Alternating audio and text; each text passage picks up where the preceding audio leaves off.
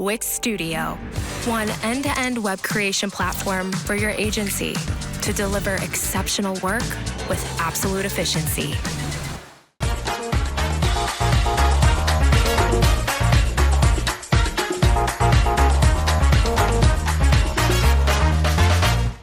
The #1 long-form writer that helps SEOs outrank competition at the click of a button using real-time research and NLP.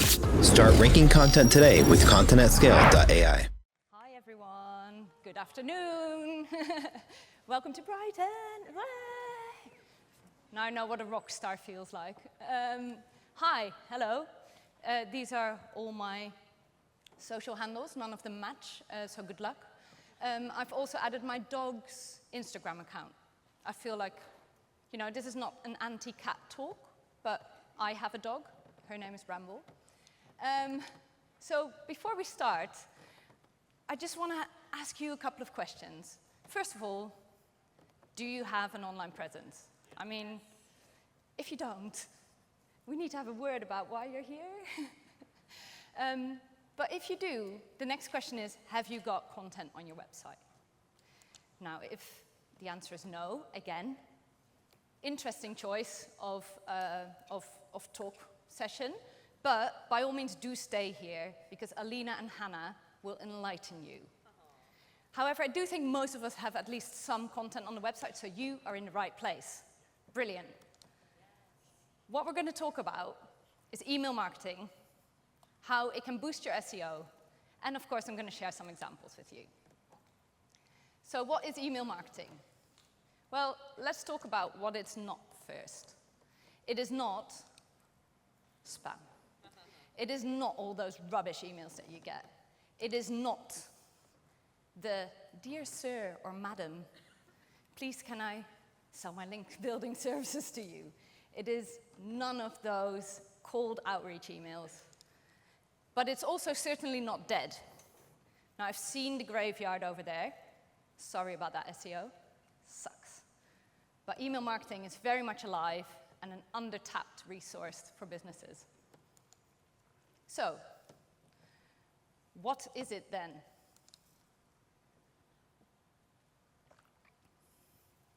Email marketing is a fantastic tool to reach the right person with the right message at the right time. In this talk, we're going to focus on audience and content. But if you want to talk about automation, by all means come to me and we will nerd out together. The benefits of email marketing are numerous, but I'm going to divide them into a couple of buckets. So first of all, audience. There are 4.25 billion email users, and that number is set to go to 4.75 billion in like the next few years. It is an insane amount of people who are essentially offering up their inbox, their gateway into their world to us. So what we can do as email marketers, as those businesses who use email marketing, is own that audience. We've all seen these headlines. Instagram down, Twitter down, Snapchat down, Facebook down, WhatsApp down, TikTok down. Social is a great tool. I'm not trying to poo-poo it, but you don't own your followers. They can go whenever they like. They can do whatever they want. And if Elon or anyone else decides to take down their social channel, there's nothing you can do about it. Whereas with email marketing, if you build lists, you own those lists. Those are people that have given your business permission to get in touch with. And as you own that audience, you can segment it, right? If you have a pet shop, for example, you might say, I'm going to send an email to everyone. Or you might say, actually, I'm going to divide my email audience between cats and dogs. Maybe, I know I can hear some cat fans in the audience, but maybe you want to even break it down to whether you want to email Active Annie or Self-Care Steve with your best promotional beds, okay? And you get to know your audience. Email marketing is a two-way street. You can invite people to get back to you, to reply. You learn about their behavior, what they click, where they go from your email. It gives you useful information, and you can ask them questions. Ask them in a survey what it is that they like about your shop, what it is they don't like. You can improve your service and the way you communicate that way. Now then, content. 96% of adult consumers check their email every day. That's so many people. We just saw there's more than 4 billion people that check their email every day. And that is something that we should, be respectful of. Again, we all know how busy an inbox can get. And so making sure that we don't overload our audience is really important. So what we can do is personalize. We just had a look at segmentation, but making sure that we personalize is essentially remembering that we're all humans and we can use content in a smart way so that it is relevant and useful to those who are reading the email. And we can educate. Education is essentially just a tool for us to guide through to conversion.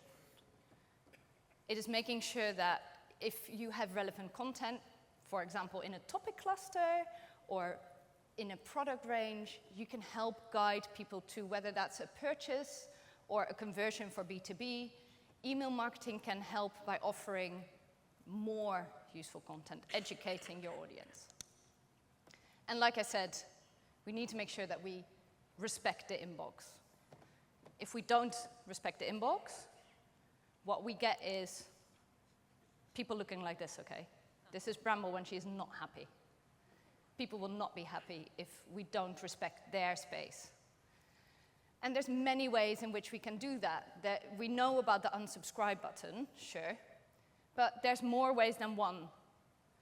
Rather than saying unsubscribe to all, you can, for example, say, actually, I do want to receive any content about dogs, but maybe parrots are not my thing. So you can divide it by subject. If, maybe a bit more relevant, you're, for example, an agency, you could say, I want to make sure that I can receive newsletters, but I'm not interested in downloads. So that's like a content type. And timing is something that you can offer as well. Not everyone wants to see a daily or a weekly newsletter, but ask them, ask your audience, what does work for you? Is it fortnightly? Is it monthly? There's even ways in which you can offer both, right? There can be a summary email which only goes out once a month, whereas you can get the fast and furious of a fast-paced industry week by week. Being mindful of people's inboxes is something that will become more and more important.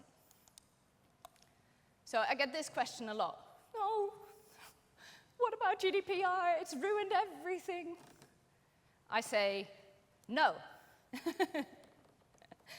It's put the reader, the audience, back in control. It means that when you email your audience, there is already an increased trust. They have given you permission to email them. They have shown that they are engaged and interested in what you have to say. And it also means that we don't have to worry about at least some vanity KPIs, which I think is good for everyone. Okay? No more impressions, no more how many opens did it get. What we want to know is how many purchases did it drive? How many clicks on a CTA? We can still see and measure those things, and those are the ones that are of way more value. So, GDPR, good thing, follow the law. Keep doing that. So I had to obviously include a Venn diagram. Email marketing and SEO, better leads.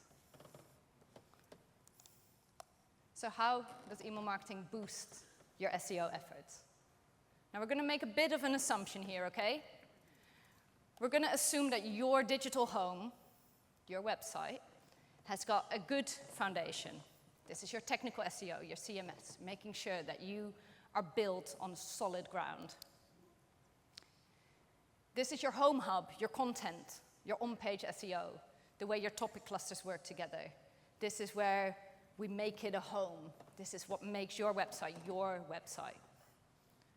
And then there's all this stuff outside. You know, we know all the stuff, social media, Google Business Profile, backlinks, thought leadership, anything that increases your brand visibility, right? So that makes for a lovely home altogether. So keep that in mind. We're going to talk about it a bit more. But first, how can we boost SEO from an audience point of view? Well, it's important to remember that search engines are great. Love you, everyone. But they are not your customers. In the end, it's humans who buy into your product, who buy into your business. And using email marketing, you gain qualified website visitors, right? So it's an immediately engaged audience. And what we see is traffic from email marketing results in increased purchases, more repeat purchases. It has a really high return on investment and a return rate, so people do come back for more. As an example, Chameleon started using email marketing and went for a very targeted campaign. So they made sure that they personalized to the products that the readers were interested in and that they had shown interest in, and educated them through that buyer's journey. What they saw is that traffic from email marketing, email source, went up 200% year on year, and they even saw 400% increase on new leads, which is tremendous. It can also help improve ranking factors. Okay, I hope that John is not going to debunk this all in a minute, but it helps offer signals to Google and other search engines that what you are sharing is relevant. What we see is increased time on site from traffic from email marketing, generally more page views per session, and because of that, search engines will look at you and see the experience, the expertise, and the authority that you have. They understand that you are relevant to their audience, and as a result, you will see more visibility in search results. Besides that, you can use data to understand your audience better. So I've mentioned surveys before, I will mention them again. But using UTM tags in your email so that you understand where people have clicked is really important. It helps you to understand how far people read the email, for example. Like, is it too long or not? It will help you to understand what people are clicking, so what call to actions are they actually going for. And like I said, you can ask them. So that can even be in an email. It can be as simple as a button that says, are you still interested in receiving this new newsletter? Yes. That's as simple as it can be. Now moving on to content. What is true for SEO and also for email marketing is that what we want to do is write really great content that is great for users and fulfills the intent that they are looking for. So repurpose that existing content, right? We have our house, our beautiful website, our beautiful digital home, full of content and topic clusters and interesting facts. So which channels are included in that? These are just some. There's many others. But there's loads there that we can use in email marketing too. These are just some of them. But using content for your email marketing it's not limited to what's on your website. It is what you share on social media. It is what you're sharing on someone else's podcast as you are building your brand and your leadership. It is in influencer marketing, so it's everywhere. RankMe did a great job of understanding that, and they brought together emails that would pull in useful blog content, as well as, hey, we wrote about this on social media, and gave users a real incentive to engage with them there as well. What they saw was an over 800% increase of year-on-year sessions from email marketing, and more than 600% new leads. A/B testing is something that we can always do, just making sure that we check what works, right? Is it the real dog, or would you prefer a stuffed animal? So it can be tempting to test all the things, but as a general tip, test one thing at a time. Otherwise, you don't know what it is that worked, right?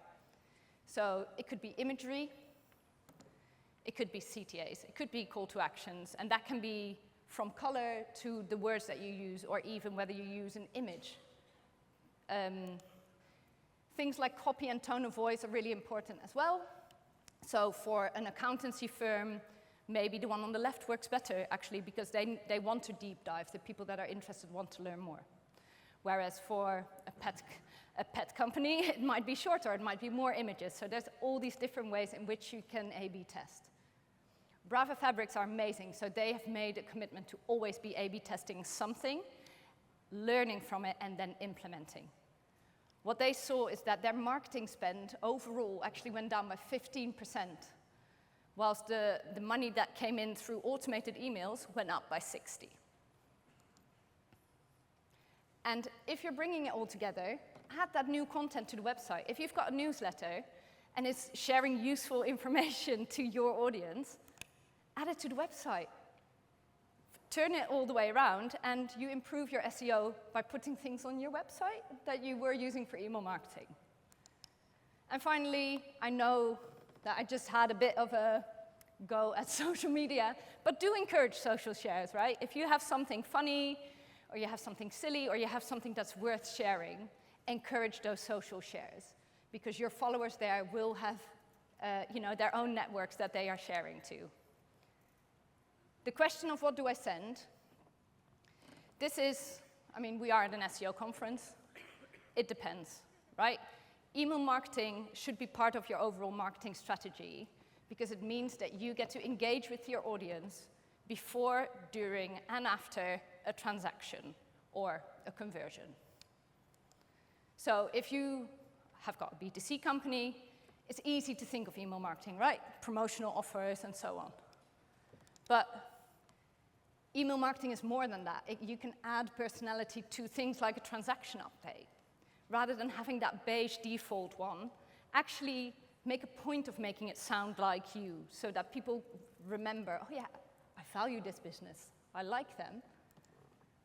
It could be making sure that you stay in touch with existing customers, or business updates. There is many different ways in which you can use email marketing, and in short, it needs some consideration and keeping your audience front of mind. So, finally, own your audience, respect their inbox. I feel like I'm going to leave that there for a minute. Just really, if you're going to take a picture of any slide, this is it. And boost that SEO. Together, it will be a mega lead machine. Simply put, you can make the content that you create work harder by using it across channels. Thank you.